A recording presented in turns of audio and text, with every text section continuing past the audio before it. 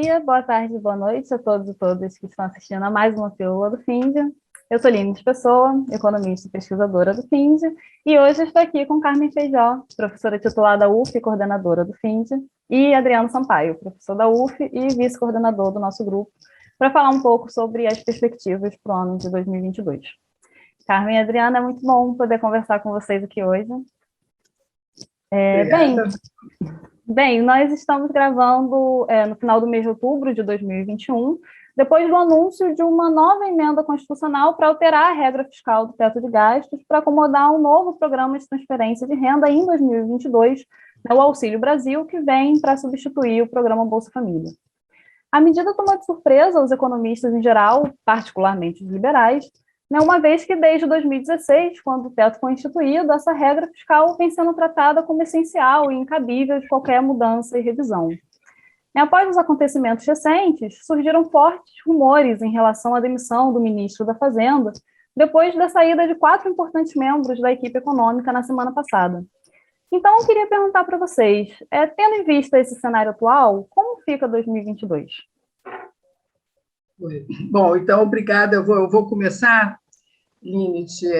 É uma oportunidade boa, né, da gente marcar, né, algumas ideias, né, nesse momento tão conturbado.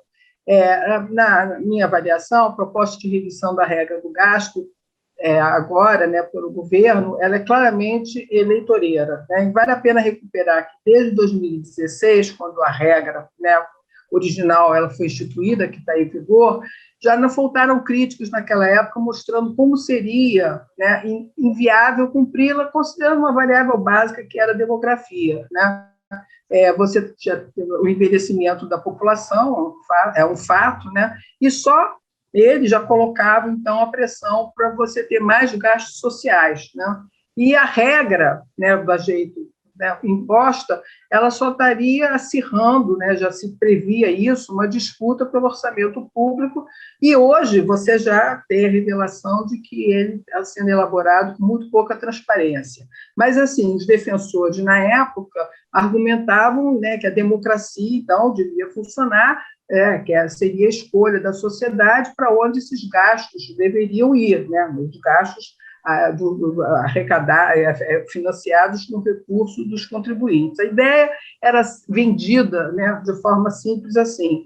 E desde o seu nascedouro, essa regra ela colocou no centro do debate uma oposição que o texto da Limes, na Carta Capital, muito bem capturou, que nunca deveria existir, né, que é a prioridade entre o equilíbrio fiscal a qualquer custo, né, sob ameaça sempre de que você vai voltar à inflação, vai ter fuga de capitais, né, o câmbio vai disparar, e os gastos sociais, né? E aí que se colocava a questão da sociedade democrática, na visão dos defensores. Quer dizer, você iria escolher onde é que você vai investir mais, nas crianças, nos idosos, né? Gastar em pesquisa e desenvolvimento faz sentido, ciência paga conta, né? Então, foi esse clima que foi sendo propagado, né, em defesa do teto de gastos, né? E o que a gente tem desde 2016 no Brasil? A adoção de uma agenda que é ultraliberal, né, onde o Estado tem sempre essa imagem de ser perdulário, ineficiente, e sempre, né, quando ele se coloca gastando, ele está deslocando o investimento privado, o setor privado, e o setor privado, por definição, seria sempre justo e eficiente, né? Agora, desde 2016, o que a gente observa é a economia com crescimento pífio, né? Em 2019, antes da pandemia, a gente não tinha ainda recuperado o PIB de 2014, uma piora visível no mercado de trabalho, a qualidade, né, dos bens e serviços públicos deteriorando, um desmonte diário, né, das instituições de Estado e de governo, e é justamente nesse contexto, então, que o governo vai encaminhar essa proposta de alterar o teto de gastos com a narrativa de oferecer proteção em 2022, porque é só em 2022, aos mais vulneráveis, né?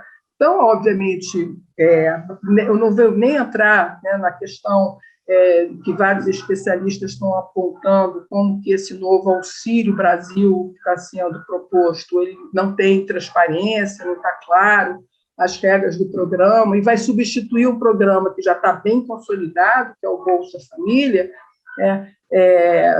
Então, você tem o apelo, né, momentâneo de você propor furar o teto, né, para proteger os mais vulneráveis, mas, ao mesmo tempo, você vê essa destruição dos serviços públicos, né, que também atende a toda a população, inclusive os vulneráveis, né, e qualquer esperança, né, com esse discurso, com essa narrativa de você retomar o crescimento, sendo esvaída, né? Quer dizer, então, pensando aí em 2022 e mais à frente. E aí eu vou lembrar Keynes, né, que ele mostrou que se você tem um problema de insuficiência de demanda agregada e tem um problema de distribuição de renda em economias de mercado. Mas, sem crescimento, né, você não tem como melhorar a distribuição de renda e riqueza, a não ser, né, via a escalada de um acirramento do conflito distributivo. Quer dizer, não é cair naquela armadilha de dizer assim, eu vou distribuir depois que o bolo crescer, né, que foi uma frase infeliz do ex-ministro Delfim Neto, e que, então, né, isso ficou muito marcado.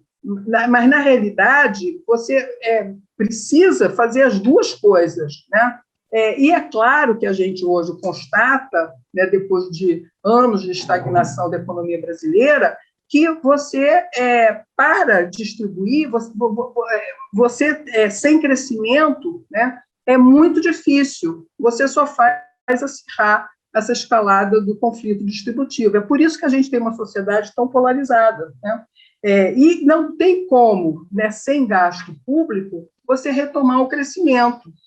Então, principalmente agora que a gente está com essas expectativas tão rebaixadas. Então, essa narrativa, né, dessa oposição entre o fiscal e o social, com certeza não interessa, né, a maioria da população brasileira. Anos de liberalismo, né, experimento liberal, está mostrando como é que o Estado está perdendo a sua capacidade de atuar, né, de forma contracíclica, como deveria ser, né, e não tem como combater, mais agora, uma inflação que é de custos, né, com aumento de taxa de juros, que vai gerar mais ainda uma contração de demanda. Então, pensando para 2022, não tem com juros em alta, né?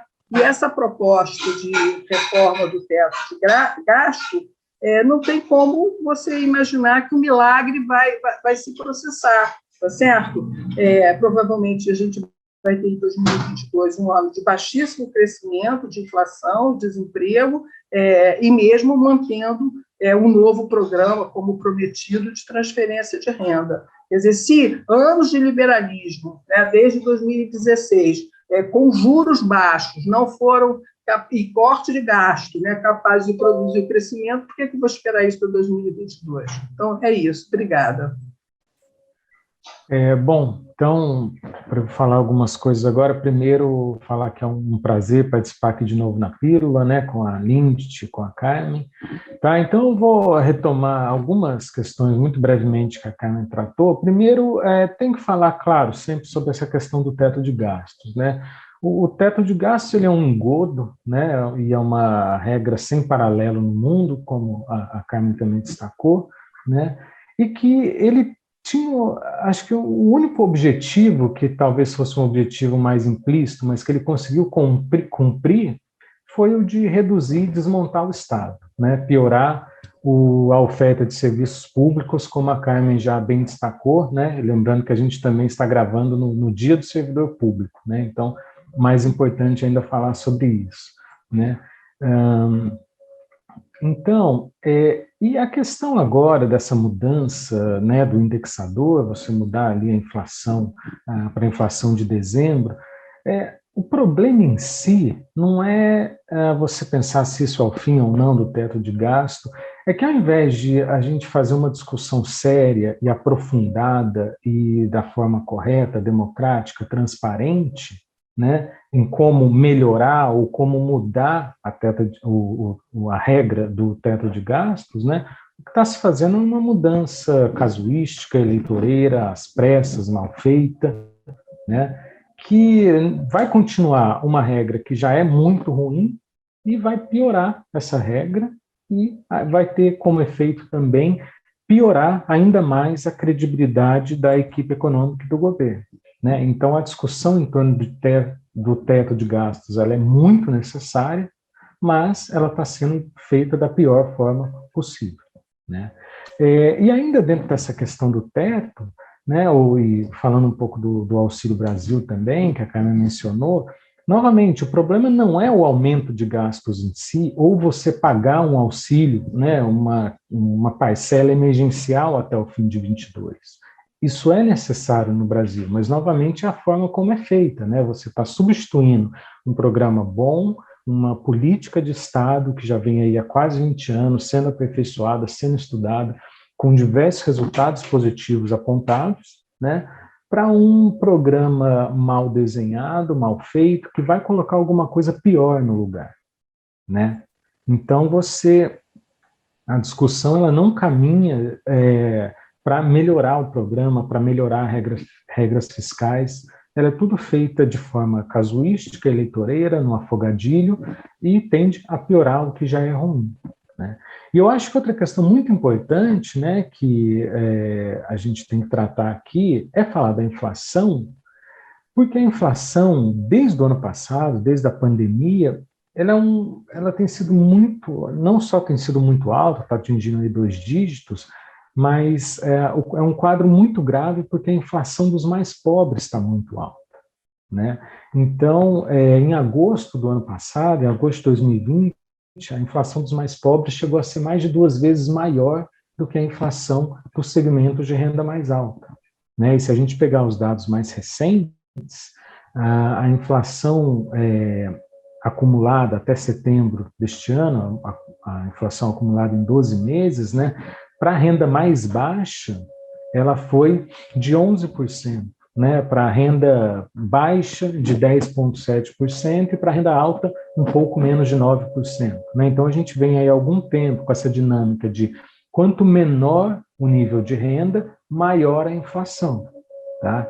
E para piorar ainda mais, você vai olhar, bom, e a inflação sobre que tipo de produto? Alimentos, né, novamente, acumulado em 12 meses em setembro, uma inflação de 12,5%, transporte quase 18%, habitação 14%. Tá? Soma isso, a estagnação, queda de salário. Qual que é o resultado de uma alta inflação de alimento com queda de renda? É a insegurança alimentar, né? A gente voltar a falar de fome, colocar o Brasil de novo no mapa da fome, né? Então, o que a gente tem visto aí rotineiramente, né, porque se você tem inflação de alimentos, como você vai economizar? Você economiza trocando proteína por ovo, piorando a qualidade da sua alimentação, comendo menos, né? Ou, no limite, procurando, fazendo o que é possível fazer para se alimentar, né? Incluindo compra ou busca por alimentos vencidos, o aumento também de pessoas, né, pedintes e procurando comida literalmente no lixo, né? Então, o que a gente vê, o que a gente está experimentando hoje na economia brasileira não é uma crise, né? É uma tragédia social, tá? Isso tem a ver com o teto de gastos, isso tem a ver com essas políticas liberais, como a Carmen falou muito bem, que vem aí desde 2016, né? E, claro, a recente alta de juros, aí ontem os juros foram elevados em 1,5%, já sinalizando que vai ter uma nova elevação, né? Se é uma inflação que tem muito mais a ver com oferta, os juros, se ajudar a reduzir a inflação, talvez via taxa de câmbio, vai ser um custo muito alto, né? E, para piorar, a gente ainda tem um áudio, né, lá do banqueiro dizendo que, né, o presidente do Banco Central ligou para ele para saber o que achava. Então, a dinâmica continua sendo aquela do rabo balançar o cachorro, tá? Então, é isso, eu acho que a gente tem questões muito graves para enfrentar na economia brasileira, e acho que a Carmen colocou muito bem que não tem da onde a gente tirar alguma perspectiva de melhora consistente. O auxílio emergencial é uma coisa fundamental para a população, né, de baixa renda, sem dúvida, mas isso talvez dê um alívio para essa população mais necessitada, mas uma melhora consistente, que tem que vir com emprego, crescimento da renda, investimento público, não tem de onde a gente esperar, né? Então, infelizmente, a gente está num processo aí de deterioração econômica e, né, infelizmente também política, ambiental e etc. Então, infelizmente, a gente tem quase nada de bom para falar atualmente aí no país, né? E eu acho que é importante a gente, dos grupos de pesquisa, das universidades públicas, se posicionar quanto ao que está acontecendo, né? Não achar normal esse tipo de áudio de um banqueiro do BTG com o presidente do Banco Central. É importante comunicação com o mercado, sem dúvida, em reuniões públicas, né, publicizadas, divulgadas, tá? Não é também a gente achar que é totalmente normal o ministro da Economia, presidente do Banco Central, ter conta em paraíso fiscal, né? Então, assim, mas eu acho que é isso, é importante a gente passar esse recado aí para todo mundo. Perfeito. As perspectivas não são muito boas e a gente vem falando tanto que o teto precisa ser revisado, né? Só que, infelizmente, isso está vindo de uma forma que não é nada próximo do desejável. Mas, então, muito obrigada, Carmen, muito obrigada, Adriano. Queria agradecer também a todos e todas que nos assistiram até aqui, convidar todo mundo a conhecer o nosso grupo de pesquisa em financiarização e desenvolvimento. A gente está nas redes sociais e nós temos outras pílulas disponíveis também no nosso canal do YouTube. Mais uma vez, muito obrigada, pessoal, e até a próxima. Obrigada. Obrigado, gente. Tchau.